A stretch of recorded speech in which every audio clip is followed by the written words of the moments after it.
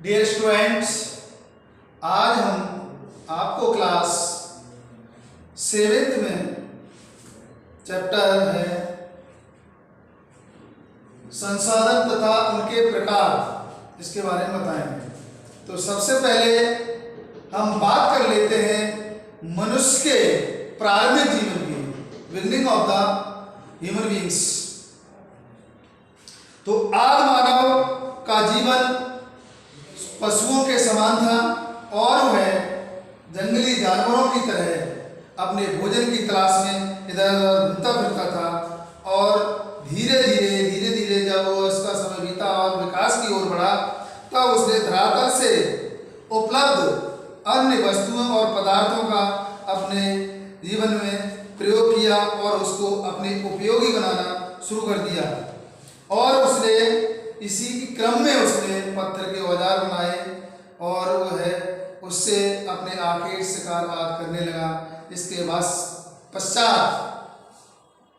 बाद मनुष्य ने किसकी खोज की? आग की खोज की, पहिए का आविष्कार किया और आगे निरंतर वह इस गति से बढ़ता गया और मनुष्य ने कृषि कार्य आरंभ किया और कृषि कार्य के साथ साथ उसने पशुपालन का कार्य भी आरंभ किया, पशुओं को भी पाला और इन पशुओं से वह सवारी अपना सामान ढोता था, मांस प्राप्त करता था, दूध और ऊन आदि वस्तुएं प्राप्त करता था। इसके पश्चात उसने धातुओं का प्रयोग करना आरंभ कर दिया और अपने जीवन में उसने विकास की ओर निरंतर बढ़ता गया। धीरे धीरे मानव सभ्यता की ओर बढ़ा। मानव की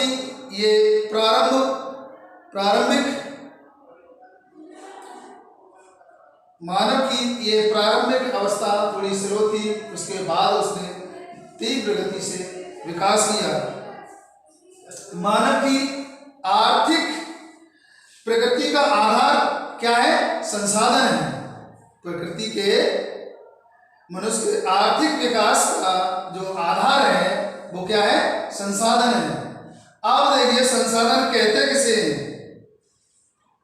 संसाधन का मूल अर्थ है पुनः प्रयोग में लाना, पुनः अपने प्रयोग में लाना, उपयोग में लाना। यानी ऐसी कोई भी वस्तु या पदार्थ जो मनुष्य के हित और प्रयोग में उपयोगी हो उसके लिए, उसको हम क्या कहेंगे? वो वस्तु संसाधन कहलाती है, वो संसाधन कहलाएगी। ये संसाधन की परिभाषाएं विभिन्न विद्वानों का जो मत है वो निम्न प्रकार है। नंबर 1, जिमरमैन के अनुसार पर्यावरण संसाधन पर्यावरण की वे विशेषता है जो मनुष्य की आवश्यकताओं की पूर्ति में सक्षम होती है। क्या होती है? वे आवश्यकताएं जो मनुष्य की आवश्यकताओं में सक्षम होती हैं और उन्हें मनुष्य की आवश्यकताओं एवं क्षमताओं द्वारा उपयोगिता प्रदान की जाती है। ऐसी क्षमता व ऐसी वस्तुओं को हम क्या कहेंगे? संसाधन कहेंगे। और इसके बाद है फिशरमैन के अनुसार संसाधन वो है कोई भी वस्तु हो सकती है जो मनुष्य की आवश्यकताओं की पूर्ति करें, उस वस्तु को हम संसाधन कहेंगे। इसके बाद है संसाधन का वर्गीकरण। संसाधनों को हमने निम्न भागों में बांटा है।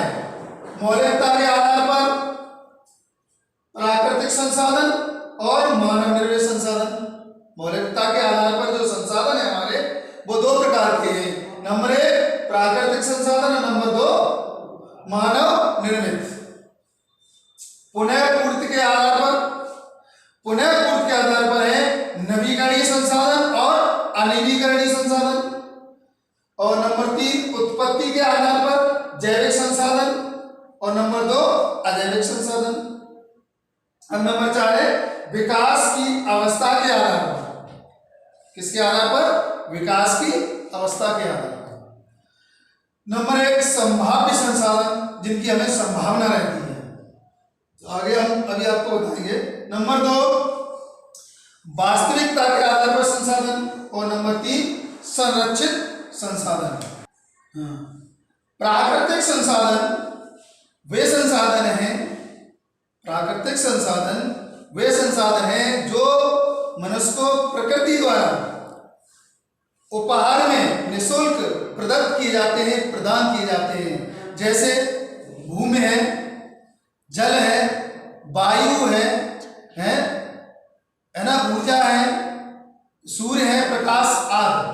अब देखिए, अब जैसे मान लीजिए भूमि है, भूमि मनुष्य के लिए ये भूमि तब तक उपयोगी नहीं, तब तक संसाधन नहीं है जब तक मनुष्य इसका अपने हित में उपयोग नहीं करता, प्रयोग में नहीं आती। इस भूमि पर हमको इससे उत्पादित वस्तु प्राप्त होती है, उत्पादन नहीं होता तब तक ये वस्तु हमारे लिए, ये भूमि उपलब्ध संसाधन नहीं है। जब मनुष्य इस पर अपनी फसलें उगाता है और उद्योग धंधे लगाता है, भूमि पर अपने हित में, अपने कल्याण के लिए इसका प्रयोग करता है, तब यही भूमि, यही मनुष्य के लिए क्या होती है, संसाधन कहलाती है। मानव संसाधन, मानव संसाधन वे संसाधन हैं जिन्हें मनुष्य स्वयं निर्मित करता है, मनुष्य स्वयं उनका निर्माण करता है, मनुष्य स्वयं उसको बनाता है। वे क्या कहलाते हैं, मानव निर्मित संसाधन कहलाते हैं। जैसे यंत्र हैं, मशीनें हैं, औजार हैं, है ना, तो वो किसी वस्तु से मनुष्य उसका संसाधन से निर्माण करता है, तब वो मानव निर्मित संसाधन कहलाते हैं। जैसे मान लीजिए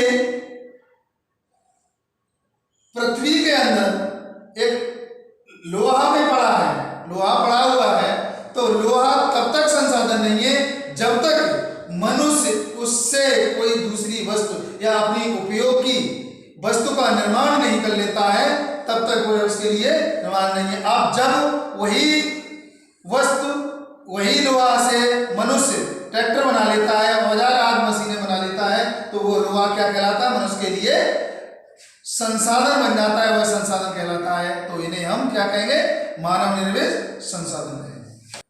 नंबर दो है पुनः पूर्ति के आधार पर संसाधन। इसमें है नंबर एक नवीकरणीय संसाधन। नवीकरणीय वे संसाधन हैं जिनका मनुष्य, नवीकरणीय संसाधनों का मनुष्य अपने जीवन में या अपनी आवश्यकताओं की पूर्ति के लिए लगातार प्रयोग करता है, लगातार प्रयोग करता रहता है। प्रयोग करने के बावजूद ये चीजें कभी समाप्त नहीं होती है, इनकी भविष्य में कमी नहीं आती है, तो ऐसे संसाधन नवीकरणीय संसाधन कहलाते हैं। जैसे प्रकाश है, भूमि है ना, और समुद्र की लहरें हैं, जल है आदि। और अब है अनवीकरणीय संसाधन। अनवीकरणीय संसाधन वे संसाधन हैं जिनका हम प्रयोग कर लें और प्रयोग करने के बाद वो वस्तुएं समाप्त हो जाती हैं, उनका हम बार बार प्रयोग नहीं कर पाते हैं, या भविष्य में उनके समाप्त होने की संभावना बनी रहती है। जैसे पेट्रोल है, कोयला है। जैविक संसाधनों में जैव मंडल के वे सभी जीव जंतु,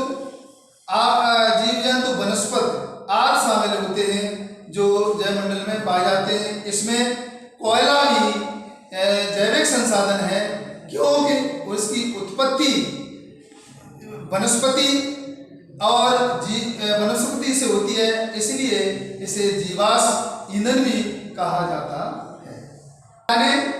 मिट्टी और जल ये क्या है,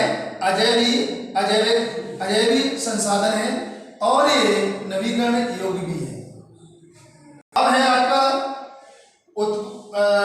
विकास की अवस्था के आधार पर संसाधन। इसमें है नंबर एक संभाव्य संसाधन। ऐसे किसी भी क्षेत्र, विशेष क्षेत्र में जहाँ संसाधन पाए जाते हैं या भविष्य में उनकी संभावना है, ऐसे संसाधनों को हम संभाव्य संसाधन कहेंगे। और वास्तविक संसाधन, वास्तविक संसाधन वे संसाधन हैं जिनका सर्वेक्षण कर लिया गया है और उन्हें हमें भविष्य में पता है कि इनकी संभावना है और ये पूरी तरह से वहाँ उपलब्ध हो सकते हैं। अब नंबर 30 संरक्षित संसाधन। ये वो संसाधन है जिन्हें प्रौद्योगिकी और उसके अनुसार संरक्षित उसकी संभावना तलाशी जाती है और इन्हें संरक्षित संसाधन कहते हैं।